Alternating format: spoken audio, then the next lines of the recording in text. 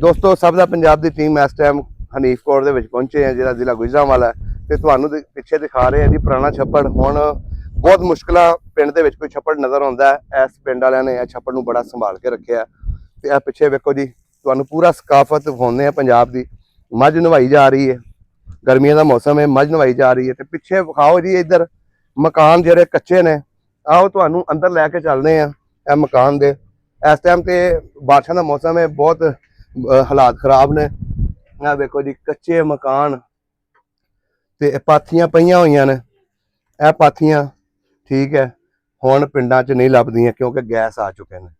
ਤੇ ਇਹਨਾਂ ਨੇ ਵੇਖੋ ਜੀ ਇਹ ਵਾਲਾ ਸਟੋਰ ਬਣਾਇਆ ਹੋਇਆ ਤੇ ਇਹ ਕੱਚਾ ਮਕਾਨ ਹੈ ਜੀ, ਬੜਾ ਠੰਡਾ ਇਸ ਟਾਈਮ। ਤੇ ਬਾਹਰੋਂ ਵਿਖਾਓ ਜੀ, ਇਹ ਜੀ ਉਹ ਕੱਚਾ ਮਕਾਨ। ਇੱਕ ਇੱਧਰ ਕਮਰਾ ਹੈ, ਇਹ ਤੰਦੂਰ ਵਿਖਾਓ ਜੀ ਇਹਨਾਂ ਨੂੰ। ਤੰਦੂਰ ਦੇ ਵਿੱਚ ਗਰਮੀਆਂ ਨੂੰ ਰੋਟੀ ਦਾ ਆਪਣਾ ਹੀ ਚਾਸ ਹੈ।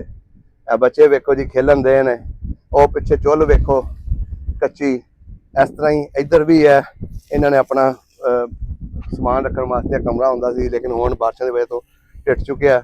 ਇਹ ਪੁਰਾਣਾ ਸਕਾਫਤ ਹੈ ਜੀ ਪੰਜਾਬ ਦੀ। ਇਹ ਮੱਝ ਨਵਾਈ ਜਾ ਰਹੀ ਹੈ, ਲਿਖੋ ਵਿਖਾਓ ਜੀ, ਅਸੀਂ ਵੀ ਮੱਝ ਨਵਾ ਕੇ ਵੇਖੀਏ ਜੀ। ਵਾਹ ਜੀ ਵਾਹ, ਠੰਡਾ ਪਾਣੀ ਹੈ ਜੀ ਫੁੱਲ, ਵਾਹ ਕਮਾਲ ਹੈ। ਐਵੇਂ ਦਾ ਨਜ਼ਾਰਾ ਵੇਖਣ ਵਾਸਤੇ ਸਭ ਦਾ ਪੰਜਾਬ ਨੂੰ ਫੋਲੋ ਕਰ ਲਓ ਤੇ ਚੈਨਲ YouTube ਦੇ ਨੂੰ ਸਬਸਕ੍ਰਾਈਬ ਕਰ ਲਓ ਤੇ ਸਾਡੇ ਵੀਡੀਓ ਨੂੰ ਲਾਈਕ ਤੇ ਸ਼ੇਅਰ ਜ਼ਰੂਰ ਕਰਨਾ। ਐਵੇਂ ਦੀਆਂ ਵੀਡੀਓ ਲੈ ਕੇ ਆਉਂਦੇ ਰਵਾਂਗੇ। ਬਹੁਤ ਮਿਹਰਬਾਨੀ ਜੀ, ਬਹੁਤ ਸ਼ੁਕਰੀਆ।